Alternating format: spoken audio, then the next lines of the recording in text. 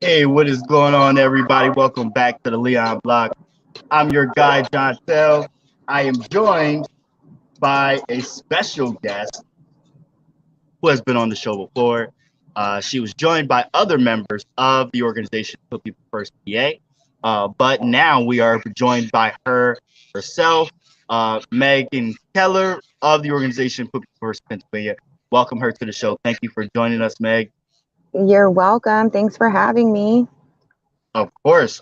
Today we are going to get into some salacious breaking news, but I wanted to get into some other salacious breaking news going around as well, really quick. Um, so, Rochester Police, the police department, announces changes to protest and mass gathering policy. So, beginning immediately, tear gas flashbangs, long range uh, acoustical devices, tones, and kettling is banned. Body-worn cameras are mandatory for all officers at assemblies. Officers will Good. not tape over their badges. If the police chief determines officers can remove their badges to protect their safety, officers will be given a clearly identifiable unique number assigned to them that will prominently displayed at all times. Good. Significant Transparency.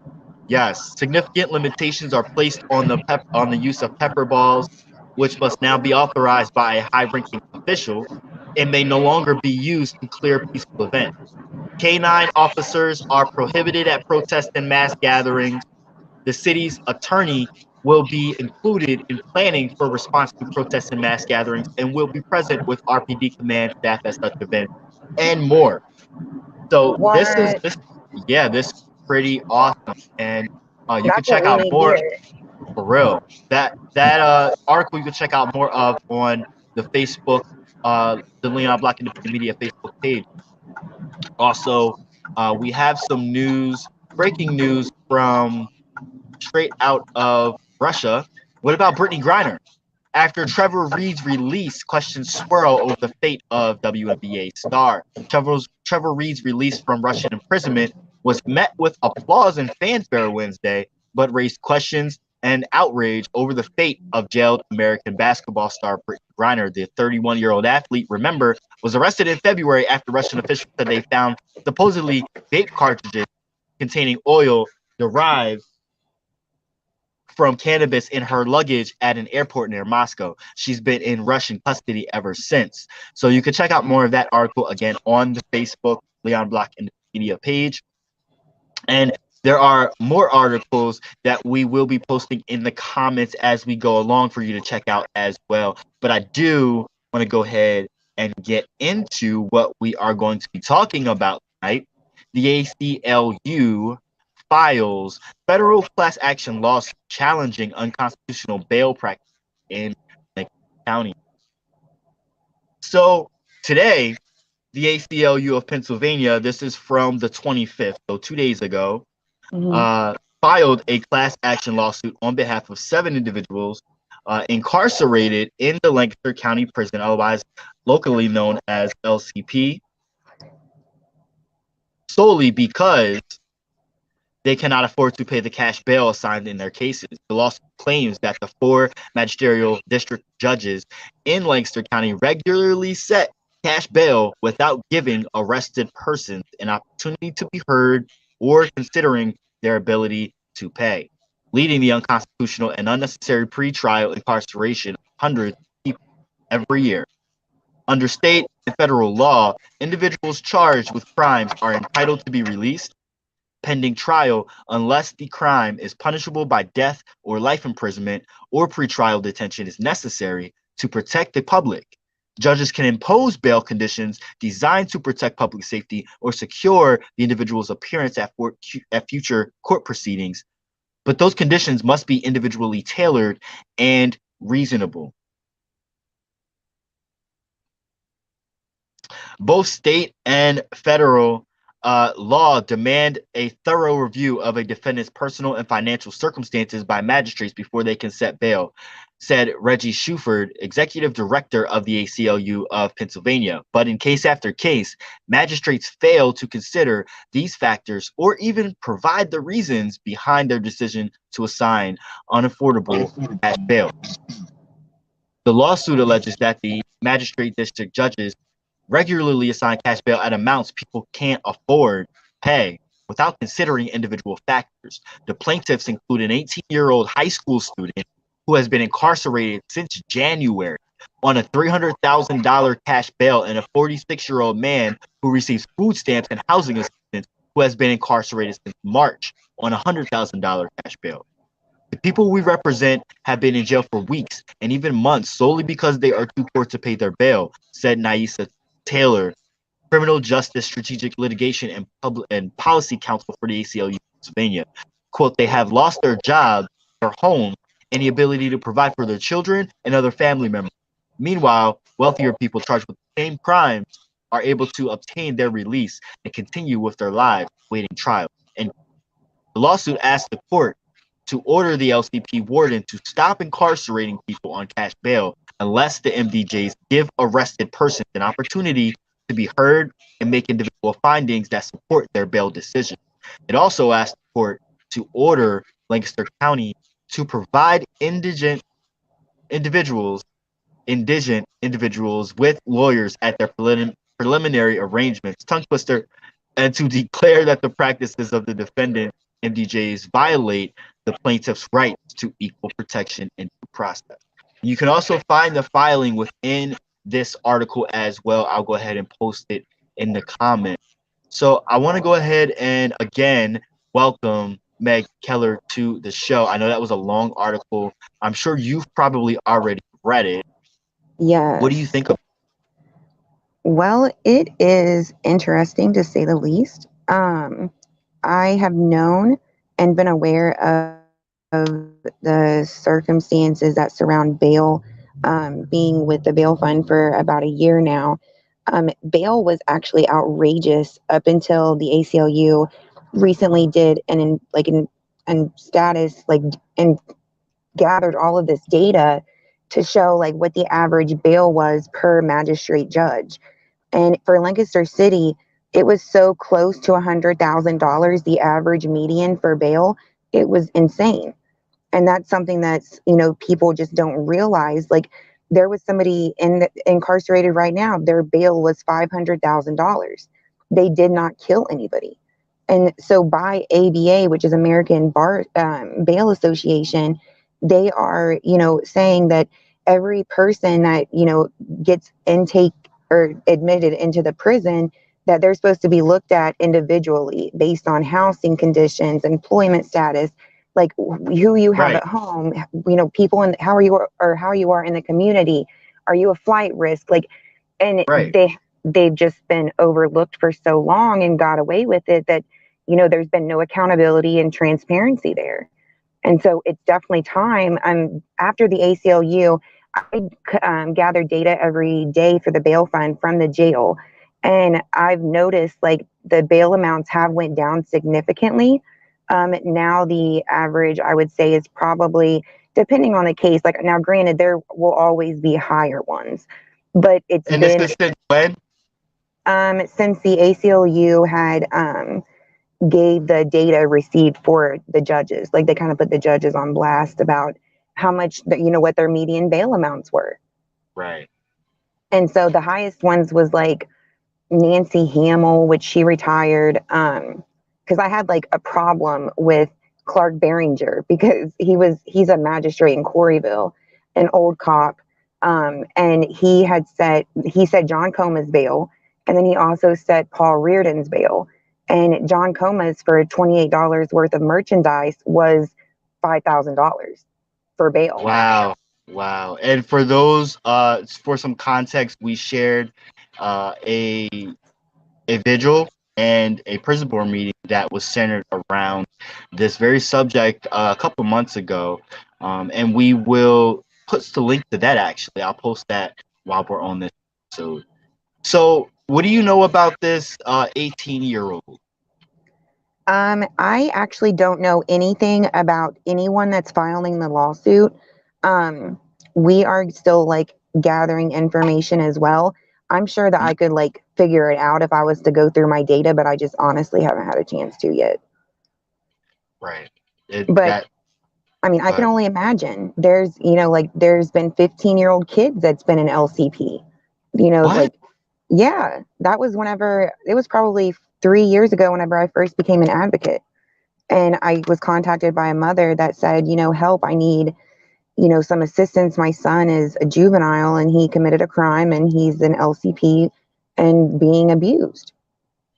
And so that was the first like case that I took and was able to get him transferred over to YIC. And then they said that a rock was a deadly weapon. And Yes.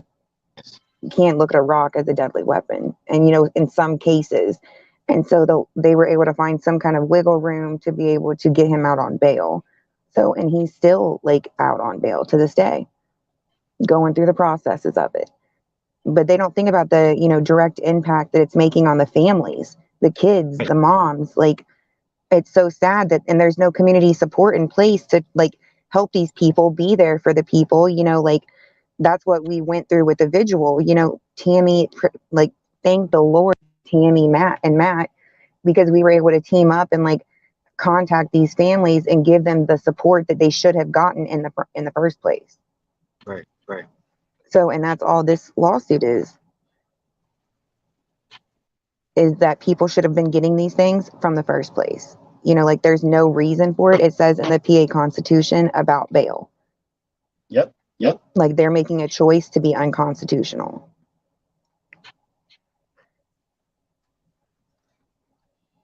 But yes, very exciting news. And hopefully they'll get some kind of relief. I believe they're looking for derogatory. I love what they're asking of the warden, not to let anybody come into the prison. That like made me so happy.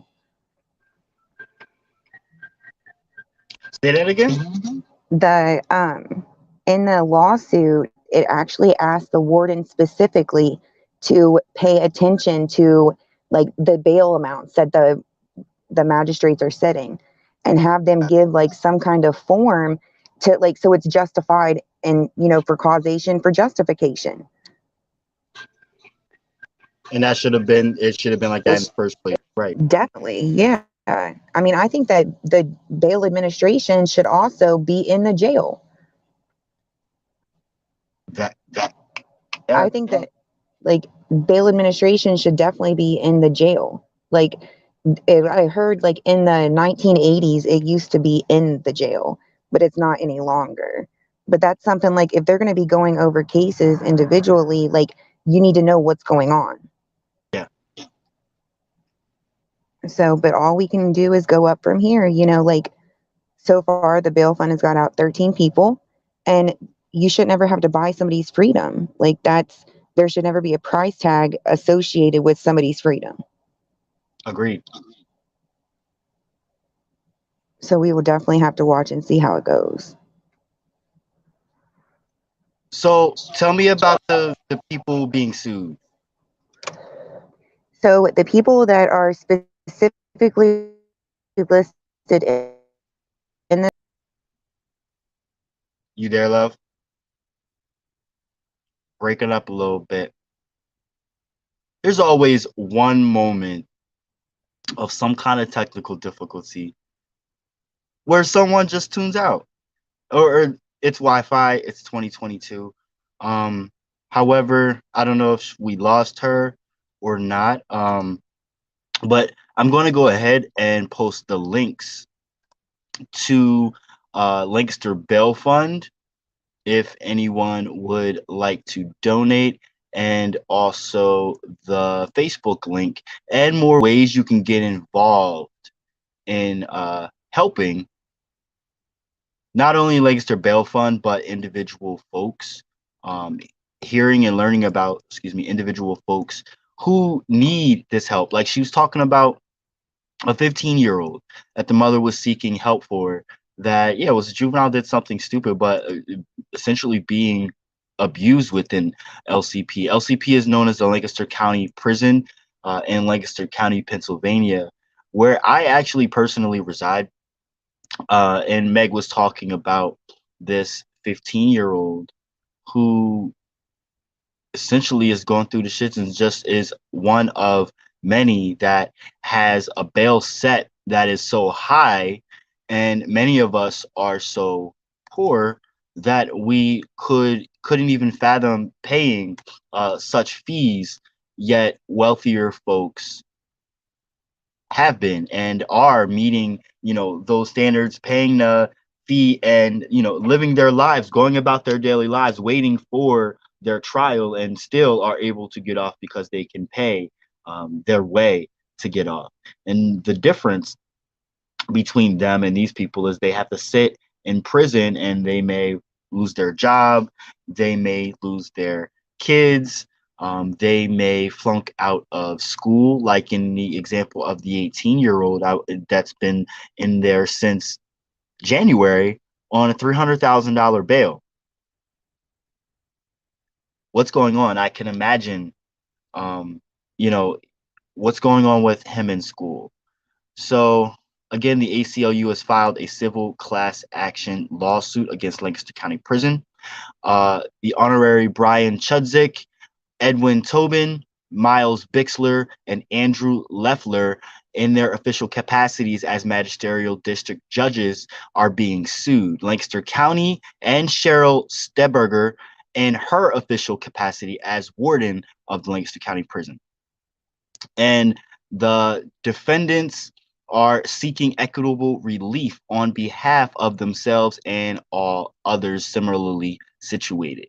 This is a case and story that we will continue to keep you posted on. Ms. Keller actually lost connection, so we will touch base with her and get more information at a later date. However, in the meantime, you can go ahead and check out the links that we posted in the comments on the Facebook page, the Leon Black Independent Media, actually on my personal page as well. And if you're watching from YouTube and Twitter, you can check it out from there. But the links you'll have to check out on our Facebook page, Leon Black Independent Media specifically. And there is much more information, like the link to the actual lawsuit and all of the language that is included in it. It's like 7 pages, y'all. So for the information buffs that actually want to check it out, definitely go ahead and check it out. But the gist of it, you can check out on the Leon Black Independent Media. Make sure you like, follow, and subscribe to not only Facebook, but our Twitter, Instagram, and YouTube, and Spotify while you're at it. That is all for tonight, y'all. We love you. Be safe. And have a great evening.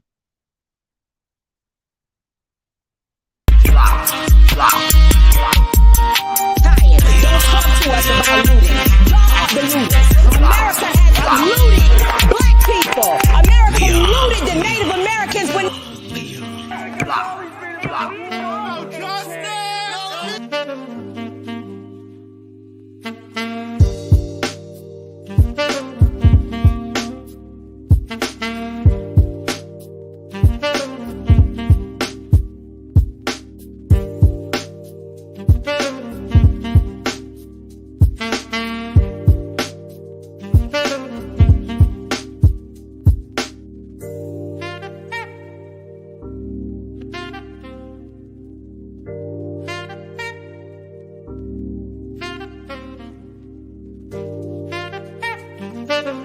Prayed, and I'm like, God, no matter what it is, give me. They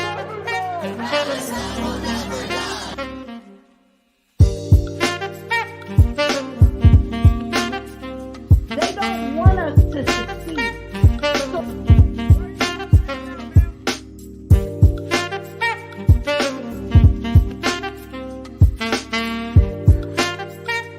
Black Lives Matter all day, every day. All day, every day.